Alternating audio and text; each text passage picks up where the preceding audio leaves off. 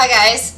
I haven't been on for a while, and I have a clip that I wanted to get uploaded of a bad attack I had a couple weeks ago.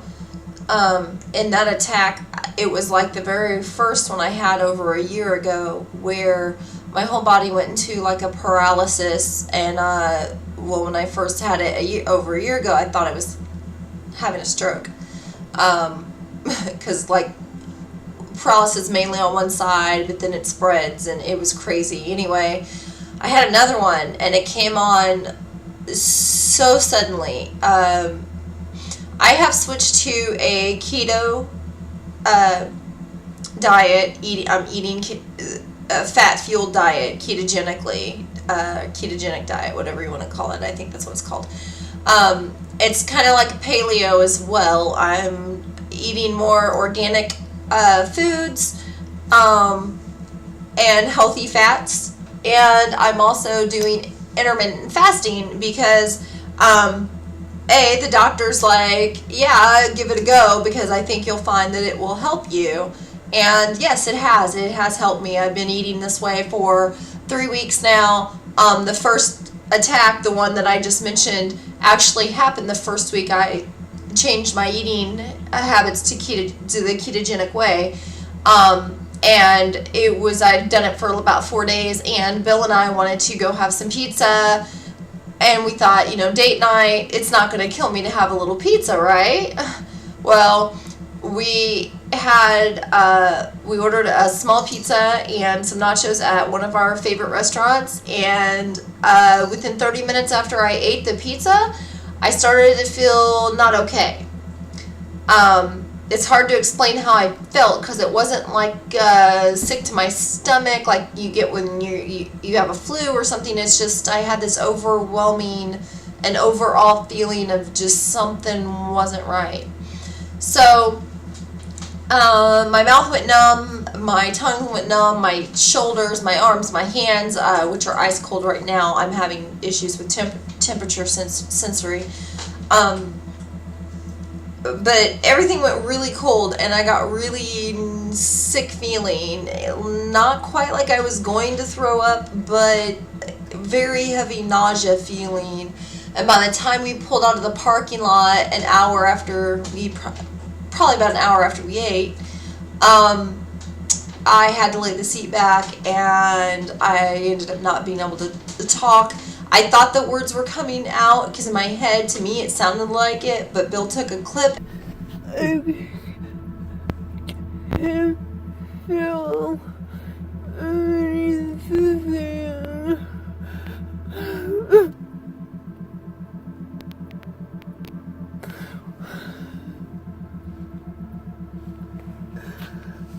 Everything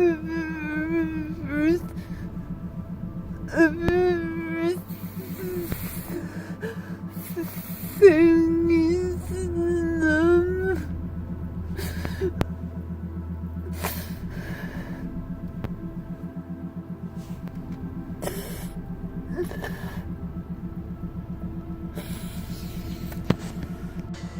So, as you can tell from that brief clip, I was speaking, but it wasn't words.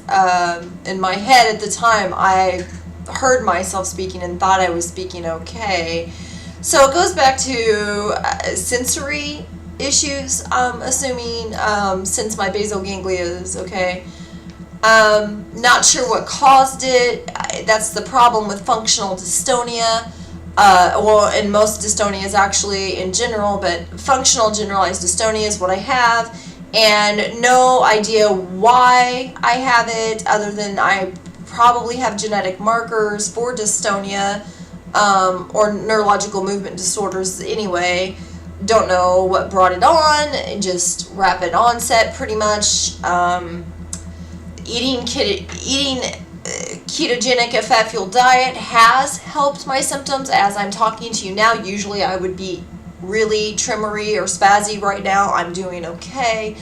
I did do a lot this past weekend. I took my nephews to the St. Patty's Parade, and had company, and then went to my mom's and went out for St. Patty's Day with my husband and some of our old coworkers.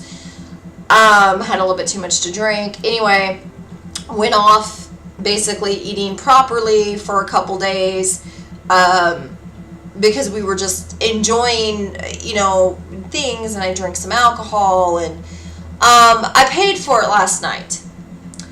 I am under stress with some things going on, and then I didn't eat right for a couple days. Not because I was craving anything in particular, really. I just chose to not eat right. I mean, it wasn't like I was dying to not eat right. I mean, I'm fasting about 20 hours a day. I eat within about a 4-hour window, most Monday through Friday generally, or Sunday through Friday generally, now, and I'm feeling great most of the time now. I mean, I'm still shaky and I still have my tremors, but yeah, I ate like shit for a couple days this weekend. And last night, I think it was probably around 10, 11, I don't really know. We were trying to go to sleep, and I went into full-blown dystonia symptoms, attacks, events, whatever you want to call them, including the non-epileptic event. I did that a couple times. I did the tremors, the lockups, pretty much all the kit and caboodle, all of it, including the not breathing and trying to gasp because my esophagus was spazzing and my neck was contorted so far back. I honestly felt like my neck was going to break. I was in so much pain. And today I've taken it pretty easy. I am driving a little bit here and there when I know that I'm feeling good enough. The blessed spasm happens about every other day, it seems. That's when the eyes will blink and then shut. It's like this, like my eye's doing now, but I'm making it do it now just to show you. But I did it last weekend. Thank God I wasn't driving because it was in this eye, and it shut and didn't open for a little while. The other day it started in my left eye again, went to my right eye. Both eyes shut for what seemed like forever, but I know it wasn't. So anyway, I just wanted to give a quick update. You see behind me, we rearranged this room now. I got my sewing stuff behind me now, and our new bathroom sink's behind me. We got to get it out of here, and Mickey's put that in this weekend.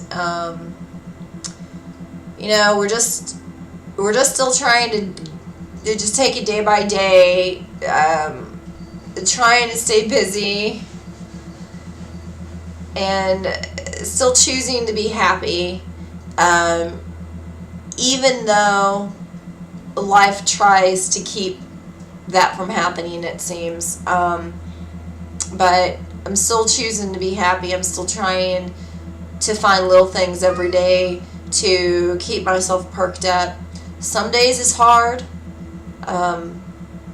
Some days it's easy, as is life. So yeah, that's about it, guys. I hope that if you're watching this and you're finding yourself in a similar situation, rapid onset of some illness that is going to be with you for life, as dystonia, it's not going to go away, it's set in. I hope that you're finding ways to cope that are helpful and not negative. There are positive ways to cope. Learn to change to be able to live alongside what's going on with your body. Adapt. I mean, we're made to adapt to change, and we're always changing anyway, so you just have to choose to search and find ways to help yourself live better. There's so much stuff out in the world that can help us if we choose to let it So let it. And find ways. There's always ways to help yourself. Maybe it's a random smile, or your pets, your friends, your family. I and my husband have recently chose to have more physical conversations, like in person with people, and physical contact with people, and live in the real world. So social media is going to be a thing of a past for me and my husband, where as of April 1st, I'm going to not be on Facebook anymore. My page will be deactivated on Facebook, my personal page and the Damsel and Dystonia page. I'm not sure if I'm going to keep Messenger or not yet. I might, just because there are some friends that may still want to message me on there, but I'm going to bring pen pals back this year. So I'm going to write letters and notes and send my friends and my family little stupid things just because this year. And following, I'm hoping it goes the way I'm hoping it goes. Bill and I, my husband and I, are going to try to spend more time doing things together like we used to, before we would sit on our phones, when we were bored. Take more walks. Let the cold air chill us to the bone, or the hot air make us sweat. Watch the trees bloom and the flowers. Watch the squirrels. We have this thing where we have a park here where I live, and there's black squirrels all over this park. So around 5 o'clock in the evening, they seem to be out. So we'll drive through the park, and we've had this thing for 15 years now where we call them ninja squirrels, because they're never there when I have my camera. And when I don't have my camera, they're there. It's like they know. So we call them ninja squirrels, and I'll probably write a book about them someday or something. I don't know. Stories. We're going to try to travel more together when we have extra time, and cheaply, might I add, but we're going to try to go visit people and just go see things we haven't seen together. Add some more firsts to our marriage and our relationship and our friendship. I would encourage everybody to do that. Find a close friend or someone you want to spend time with. Work on your relationships with people in the real world. Spend more time with people. Do more activities with people. Social media is killing our communities, I think. I think it's really killing the communication that we should be having with each other.